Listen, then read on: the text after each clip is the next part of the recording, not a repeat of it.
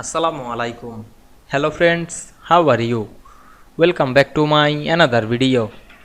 In this video, I am going to show you how to insert blank slide to section in Microsoft PowerPoint. Let's get started. At first, you have to open a PowerPoint presentation. Now you want to insert blank slide into a section. We can see here two sections. You can collapse this and expand this using the arrow. Now I am insert some blank slide. Click the section slide and click the new slide drop down menu. We can see here the blank slide. Now I am select the blank slide. We can see we added a blank slide very easily. You can add another blank slide or another layout slide. You can add any layout slide. Now I am go to another section and added blank slide. Now we can see we add blank slide to section very easily. I hope you enjoyed the video.